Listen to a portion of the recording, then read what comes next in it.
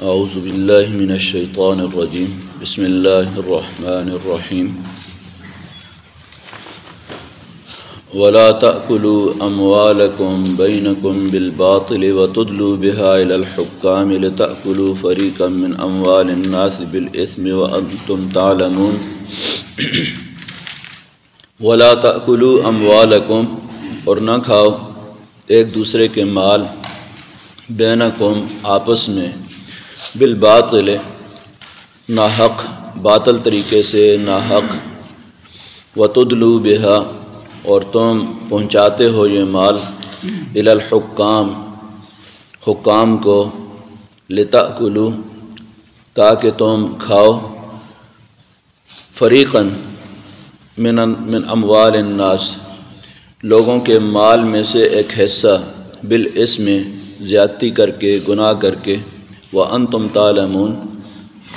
اور خود تم بھی جانتے ہو کہ یہ تم ظلم کرتے ہو اور ناحق دوسرے کا مال لیتے ہو۔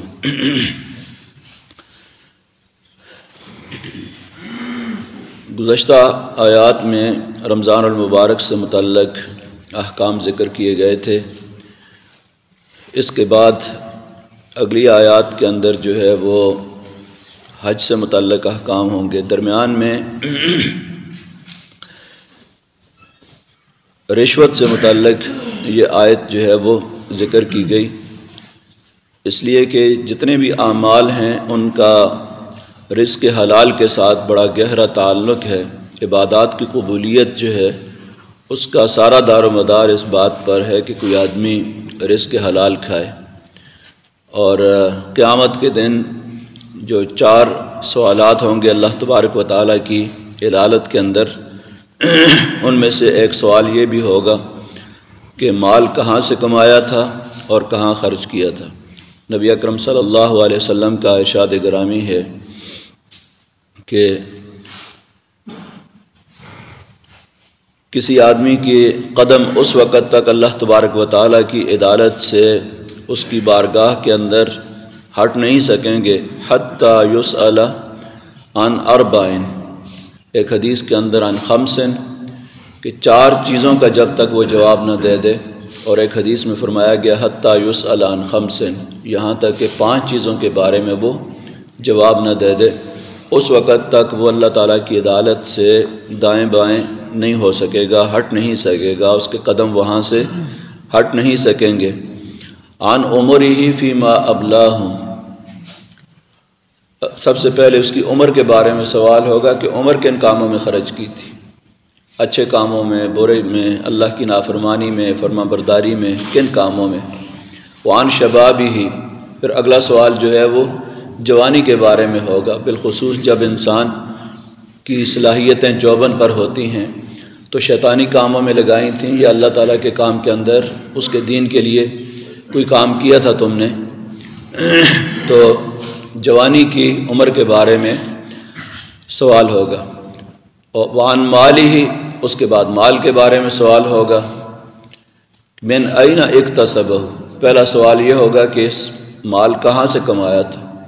ذرائع کیا تھے مال کمانے کے، رشوت کے ذریعے کمایا، سود کے ذریعے کمایا، دھوکہ دہی کے ذریعے کمایا، مال کے اندر خیانت کر کے کمایا، ذخیرہ اندوزی کے ذریعے کمایا، کس طریقے سے کمایا تھا مال، یا جائز طریقے سے کاروبار کر کے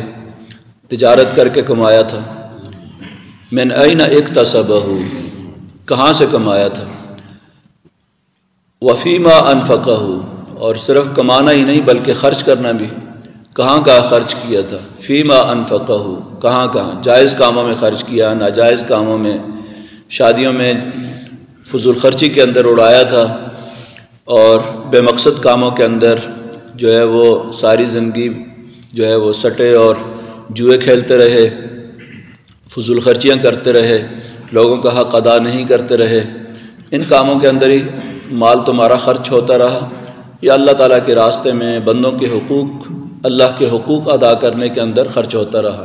اپنے نفس کا حق ہے، اپنے اہل و عیال کا حق ہے، بندوں کے حقوق ہیں، اللہ تبارک و تعالیٰ کے حقوق ہے، مال ان کاموں کے اندر خرچ کیا تھا یا بے مقصد اڑایا تھا تم نے، تو شریعت نے دونوں چیزوں کا تعین کر دیا کہ جائز ذرائع کون سے ہیں، کن ذرائع سے آپ مال کما سکتے ہیں۔ لا تاکلوا اموالکم بینکم بالباطل الا ان تکون تجارتا، ناجائز طریقے سے مال نہ کھاؤ الا ان تکون تجارتا، الا یہ کہ تجارت کے ذریعے مال ہو، عن تراض منکم، باہمی رضامندی سے، دھوکہ دہی نہ ہو، خیانت نہ ہو، ایک دوسرے کے اوپر کوئی جبر یا دباؤ نہ ہو، باہمی رضامندی ہو اس کے اندر۔ تو ولا تاکلوا اموالکم بینکم بالباطل، نہ کھاؤ اموالکم ایک دوسرے کے مال۔ اب اس میں بھی اموالکم، تم اپنا مال نہ کھاؤ، یہ بات کہہ کر اس بات کی طرف اشارہ کیا کہ امت مسلمہ کے افراد جو ہیں یہ جسد واحد ہیں، ایک جسم کی مانند ہیں۔ تو آپ اگر اپنے کسی دوسرے مسلمان بھائی کو دکھ پہنچاتے ہیں تو گویا اپنے آپ کو دکھ پہنچا رہے ہیں،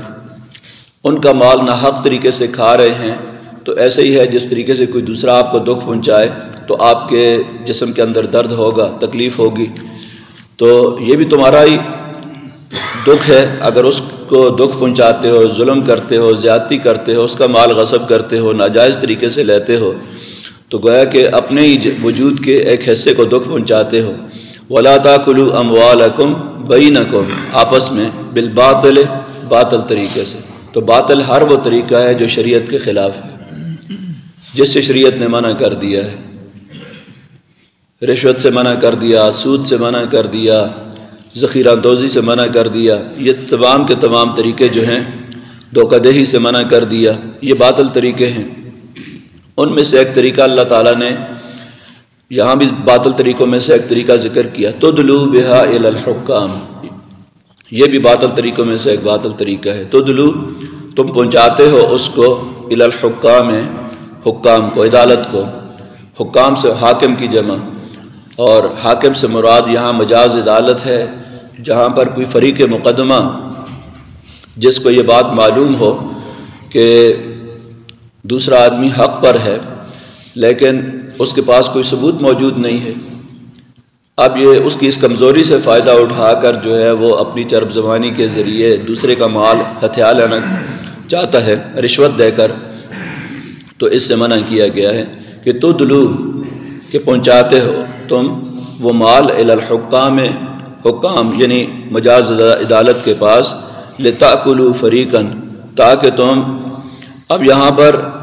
وتدلو کے اندر جس طرح لا تأکلوا ہے کہ نہ کھاؤ تم، ولا تدلو بہا الی الحکام، اور نہ پہنچاؤ یہ مال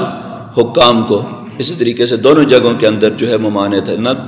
باطل طریقے سے مال کھاؤ، ولا تدلو بہا، اور نہ پہنچاؤ اس مال کو حکام کے پاس بطور رشوت کے، لتاکلوا، تاکہ تم کھاؤ، فریقاً ایک حصہ من اموال الناس، لوگوں کے مال میں سے، ظاہر لوگوں کا مال ناجائز طریقے سے بالاسم، گناہ کے ذریعے زیادتی کرتے ہوئے، ان کے اوپر ظلم کرتے ہوئے جو ہے ان کا مال کھاتے ہو، وَأَنْتُمْ تَعْلَمُونَ، اور تم جانتے بھی ہو کہ یہ میرا حق نہیں ہے، جانتے بوجھتے، قصداً، کہ میں ظلم کر رہا ہوں، ناانصافی کر رہا ہوں دوسرے کے ساتھ۔ یہ بھی ایک تو ہوتا ہے کہ ایک آدمی سمجھتا ہے کہ شاید اس میں میرا حق بھی ہو، تو اسے غلط فہمی ہو۔ دوسرا یہ ہے کہ جان بوجھ کے ایک آدمی یہ مقدمہ بازی کرتا ہے اور رشوت کے ذریعے مقدمہ جیت بھی لیتا ہے۔ تو نبی اکرم صلی اللہ علیہ وسلم نے فرمایا کہ ایک حدیث کے اندر کہ تم لوگ میرے پاس مقدمات لے کر آتے ہو، انکم تختصمون الی، تم اپنے جھگڑے میرے پاس لے کر آتے ہو، وَلَعَلَّكُمْ أَلْحَنُ بَعْضُكُمْ بَعْضٍ، ہو سکتا ہے کہ تم میں سے ایک آدمی جو ہے وہ زیادہ چرب زبان ہو دوسرے کے مقابلے کے اندر، اور میں اس کے حق میں فیصلہ کر دوں، اور اگر میں اس کے حق میں فیصلہ کر دیتا ہوں ظاہری مقدمے کی رودات سن کر، فَإِنَّمَا أَقْطَعُ لَهُ قِطْعَةً مِّنَ النَّارِ، تو میں اسے جہنم کا ایک ٹکڑا الگ کر کے دے رہا ہوں۔ تو اس کا مطلب یہ ہے کہ قاضی کے فیصلے سے حلال چیز حرام نہیں ہوتی اور حرام چیز حلال نہیں ہو جاتی ہے۔ حرام بدستور حرام ہے، اگرچہ عدالت نے فیصلہ کر دیا ہو کہ یہ تمہارا حصہ ہے، لیکن حقیقت میں وہ اس کا حصہ نہ ہو اور اس کا حق نہ ہو، تو عدالت کے فیصلے کے باوجود اس کا حق نہیں بن جاتا۔ تو اس لیے یہ امت کے اندر متفقہ مسئلہ ہے کہ عدالت کے فیصلے جو ہے حرام کو حلال نہیں بناتے، اور حلال کو حرام نہیں بنا سکتے۔ جو چیز حلال ہے وہ حلال ہے، اور جو حرام ہے وہ بدستور حرام ہے۔ اسی طریقے سے عدالتی فیصلوں کے ذریعے حلال حرام نہیں ہو جاتا اور حرام حلال نہیں ہو جاتا۔ یسألونک عن الأحلہ، یہ آپ سے پوچھتے ہیں چاند کے بارے میں۔ احلہ ہلال کو کہا جاتا ہے، ہلال کہتے ہیں پہلے چاند، یعنی پہلی تاریخ کا جو چاند ہوتا ہے، نیا چاند۔ تو چاند کے گھٹنے بڑھنے کے بارے میں نبی اکرم صلی اللہ علیہ وسلم سے سوال کیے گئے کہ یہ چاند کیوں گھٹتا بڑھتا ہے؟ اب ظاہر ہے کہ انسان تو چاند کو، سورج کو روزانہ دیکھتا ہے، چاند کے گھٹنے بڑھنے کو بھی دیکھتا ہے، لیکن اصل سوال ان کا یہ تھا کہ زمانہ جاہلیت میں لوگ چاند کے گھٹنے بڑھنے کے ساتھ اپنی قسمتوں کو وابستہ کیا ہوا تھا کہ چاند کے گھٹنے بڑھنے سے انسان کی قسمت پر یہ اثرات پڑتے ہیں، فلاں تاریخ کو فلاں تاریخ منحوس ہے، چاند کی فلاں تاریخ منحوس ہے، چاند کی فلاں تاریخ کو یہ کام نہیں کرنا چاہیے، بدھ کے دن یہ کام نہیں کرنا چاہیے، فلاں دن یہ کام، اس طرح نحوست، یہ جاہلیت کے توہمات تھے، آج بھی لوگوں کے اندر موجود ہیں کہ فلاں دن جو ہے وہ کام کریں تو کام نہیں ہوتا۔ تو اس طرح کے توہمات جو ہے تاریخوں سے متعلق، فلاں فلاں تاریخ کو کام نہیں ہونا چاہیے یا نہیں کرنا چاہیے، منحوس پڑ جاتا ہے فلاں دن فلاں تاریخ۔ تو اللہ تبارک و تعالی نے اس کا جواب دیا، قل ہی مواقیت للناس، کہ چاند جو ہے کہہ دیجئے آپ، یہ چاند کا گھٹنا اور بڑھنا، ہی مواقیت للناس، یہ وقت بتانے کا ذریعہ ہے، للناس لوگوں کے لیے، والحج اور حج کے اوقات بتانے کا ذریعہ ہے۔ یہ تو اس لیے ہیں کہ تاکہ لتعلموا عدد السنین والحساب، سال بھر کا حساب کتاب تم اب کر سکو، اور یہ محرم کا مہینہ ہے، یہ صفر ہے، یہ ربیع الاول ہے، یہ ربیع الثانی ہے، یہ رمضان کا مہینہ ہے، یہ حج کا مہینہ ہے، اور ان مہینوں کے اندر عبادات وابستہ کر دی گئی ہیں۔ رمضان شروع ہوتا ہے تو رمضان کے روزے رکھتے ہیں، حج کے مہینے شروع ہوتے ہیں تو احرام باندھنا شروع کر دیتے ہیں۔ تو ان ساری چیزوں کا تعلق قمری جو حساب کتاب ہے، اس کا قسمتوں کے ساتھ کوئی تعلق نہیں ہے، نحوست کے ساتھ کوئی تعلق نہیں ہے۔ لتعلموا عدد السنین والحساب، تاکہ آپ سال بھر کا حساب کتاب رکھ سکیں۔ ہی مواقیت،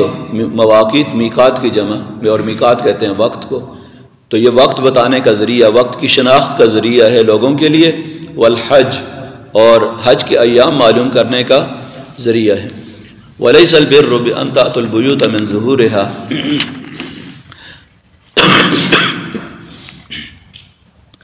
نیکی یہ نہیں ہے بِأَن تَأْتُوا الْبُيُوتَ،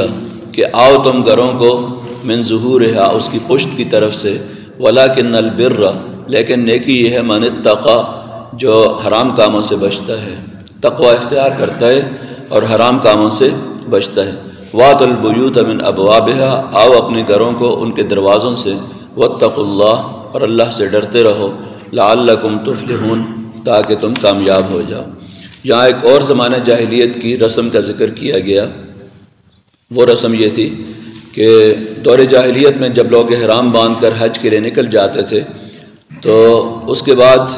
دوران احرامی اگر گھر آنے کی ضرورت پڑ جاتی، جن لوگوں کے گھر قرب و جوار میں تھے، گھر آنے کی ضرورت پڑتی تھی تو اس دروازے سے نہیں آتے تھے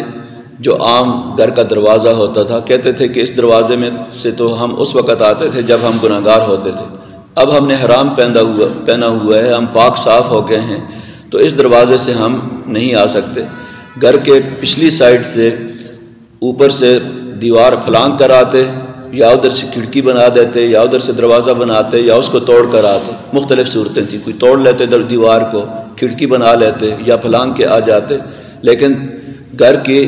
پشت کی طرف سے جو دیوار ہوتی تھی اس دیوار کے اندر نقب لگا کے راستہ نکال کے جو ہے وہ گھر کے اندر داخل ہوتے تھے، کہ وہ راستہ جس میں ہم عام طور پر آتے جاتے تھے، اب اس راستے سے ہم کیسے آئیں اس دروازے سے، کیونکہ وہ تو ہم اس صورت میں آتے تھے جب گناہگار ہوتے تھے، اب تو ہم پاک صاف ہو گئے ہیں حرام باندھنے کے بعد۔ تو اللہ تعالیٰ نے فرمایا کہ یہ کوئی نیکی کا کام نہیں ہے، اسی دروازے سے اصل نیکی حرام کاموں سے بچنا، اللہ کی نافرمانی سے بچنے کا نام جو ہے وہ نیکی ہے۔ یہ کوئی نیکیوں کے یہ خود ساختہ تصورات جو تم نے بنا لیے ہیں، ان کا دین کے ساتھ کوئی تعلق نہیں ہے۔ لیس البر نیکی یہ نہیں ہے، بِأَن تَأْتُوا الْبُيُوتَ کہ تم آؤ اپنے گھروں کو من ظہورہا، ان کی پشت سے، ظہور ظہر سے، ظہر کہتے ہیں پشت کو، تو مکان کی پچھلی سائڈ سے لوگ آتے تھے۔ ولیکن البر، لیکن نیکی یہ ہے من اتقا، دو لفظوں کے اندر نیکی کی تعریف کر دی، اتقا جو متقی ہے، خدا ترس ہے اور حرام چیزوں سے بچتا ہے، اللہ تبارک و تعالیٰ کی نافرمانی سے بچتا ہے، یہ ہے اصل نیکی کا کام، کہ جن جن چیزوں سے اللہ نے بچنے کا حکم دے دیا ہے اگر تم ان سے بچ جاتے ہو تو دروازہ اگر وہی ہے اس سے آنا جانا ہے تو کوئی فرق نہیں پڑتا اس سے۔ وَأْتُوا الْبُيُوتَ مِنْ أَبْوَابِهَا، آؤ دروازہ اپنے گھروں کو من ابوابها ان کے دروازوں سے، جو دروازے تم نے رکھے ہیں وہیں سے آؤ۔ وَاتَّقُوا اللَّهَ، اور اللہ تبارک و تعالیٰ سے ڈرتے رہو، اس کی نافرمانیوں سے بچتے رہو، لعلکم تفلحون، تاکہ تم کامیاب ہو جاؤ۔ تو تمہاری کامیابی کی ضمانت یہ ہے کہ تقوی اختیار کرنا، اللہ کی نافرمانی سے بچنا، اس کے حرام کردہ کاموں سے بچنا، یہ ہے۔ باقی جو یہ خود ساختہ قسم کے رسوم و رواج تم نے خود مقرر کر دی ہیں، ان کا اسلام کے ساتھ، دین کے ساتھ، اللہ کے فرما برداری کے ساتھ اور تقوی اور نیکی کے ساتھ کوئی تعلق نہیں ہے۔ دعا کہ اللہ تبارک و تعالی ہمیں قرآن مجید کو سمجھنے کی اور اس پر عمل کرنے کی توفیق عطا فرمائے۔ امین۔ الحمدللہ رب العالمین والصلاة والسلام علی رسولہ الامین۔ ربنا آتنا فی الدنیا حسنہ وفی الآخرۃ حسنہ وقنا عذاب النار۔ ربنا ظلمنا انفسنا وان لم تغفر لنا وترحمنا لنکونن من الخاسرین۔ اللہم اعز الاسلام والمسلمین، اللہم اعز الاسلام والمسلمین، اللہم انصر من نصر دین محمد صلی اللہ علیہ وسلم وجعلنا منہ، واخذل من خذل دین محمد صلی اللہ علیہ وسلم ولا تجعلنا منہ۔ اللہم ارنا الحق حقا وارزقنا اتباعہ وارنا الباطل باطلا وارزقنا اجتنابہ۔ سبحان ربک رب العزت عما یصفون وسلام علی المرسلین والحمد للہ رب العالمین۔